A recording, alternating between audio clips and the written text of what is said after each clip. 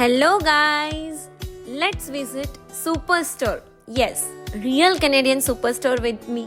તો ચાલો ફટાફટ અંદર જઈએ. તો ઓટોમેટિક ડોર્સ દ્વારા અમારું સ્વાગત થયા પછી અહીંયા કાર્ટૂને પણ અમારું સ્વાગત કર્યું અને ફાઇનલી અમે લોકો એન્ટર થયા અને એન્ટર થતાં જ પહેલું જ અને અમારું સૌથી વધારે કામનું અને અત્યાર માટે અગત્યનું સેક્શન શાકભાજી અને ફળોનું આવી ગયું.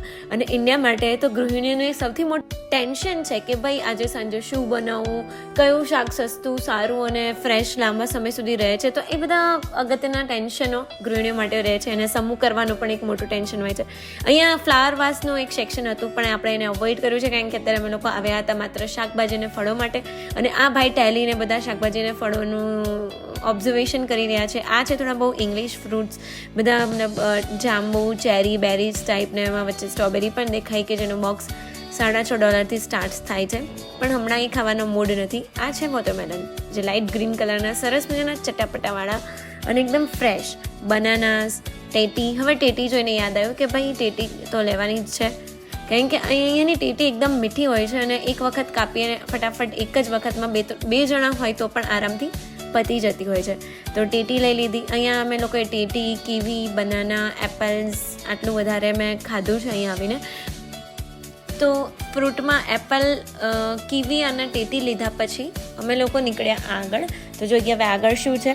તો અહીંયા ટામેટા આવી ગયા બટ ટામેટા મેં આગળ જઈને અમને એક ઓપ્શન એવો પણ છે કે જે અલગ અલગ ટાઈપ્સના ટામેટા છે અને એમાંથી ચૂઝ કરી શકાય. લસણ આટલું બધું મારે જોઈતું નહોતું તો મેં પાછું મૂકી દીધું. પછી શકરિયા પણ ઘણા મોટા છે અને આ છે લીંબુ. યસ, અહીંયાના લીંબુ વધારે પડતા મોટા હોય છે પણ રસ અંદરથી બહુ ઓછો નીકળે છે. બ્રિંજલ સેક્શન, તુરિયા, ગલકા એ બધું છે. લસણ અહીંયા પણ આટલા જ મોટા મોટા છે તો આપણે એને અવોઇડ કરીએ છીએ. પછી આવે છે ઓનિયન્સ. યસ, એ ઓનિયન્સ છે.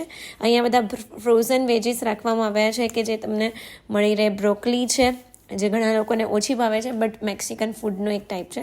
આ છે યસ ઇન્ડિયન પોટેટોસ. આ છે રેડ બ્રાઉન પોટેટોસ. અને હજી ત્રીજા ટાઈપના આવે છે કેનેડિયન પોટેટોસ કે જે થોડાક અલગ કલરમાં હોય છે. તો કેનેડામાં અહીંયા યસ આ છે કેનેડિયન પોટેટોસ. તો કેનેડામાં 3 ટાઈપ્સના પોટેટોઝ મળે છે અને 2 ટાઈપ્સની onions, white onion and red onion. આ છે વ્હાઇટ ઓનિયન અને ઓલી બાજુમાં પડી છે એ રેડ ઓનિયન છે. અને બંને એટલી મોટી સાઇઝની હોય છે કે તમે એક કાપો ને તો તમારી એક ડીશ એમાંથી આરામથી કોઈ પણ ડુંગળી નાખીને બની શકે છે.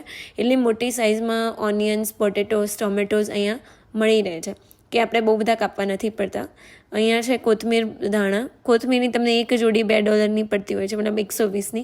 જે તમે ત્યાં ફેરિયાઓ પાસેથી મફતમાં કોથમીર, લીમડો, મરચાં લઈ લો છો એ અહીંયા બહુ જ ઓછું હોય છે. અમે મરચાં લીધા હતા $15 850 ગ્રામ આવ્યા હતા. મતલબ સમજી લો કે $1,000-1,200 કિલો, $1,200 થી $1,500 કિલો તમને મળી રહે છે. બટ અહીંયા તમને ઓલમોસ્ટ બધા વેજીટેબલ્સ મળી રહે છે અને ખૂબ જ ફ્રેશ હોય છે અને થોડો બહુ સમય ટકી પણ રહે છે, અઠવાડિયું 10 દિવસ. તો આરામથી પછી થોડા બહુ ચીમડાતા હોય છે.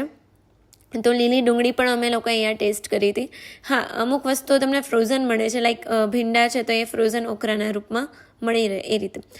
તો ફ્રૂટ્સ અને વેજીસની શોપિંગ કર્યા પછી અમે એનું બિલિંગ કરાવી લીધું.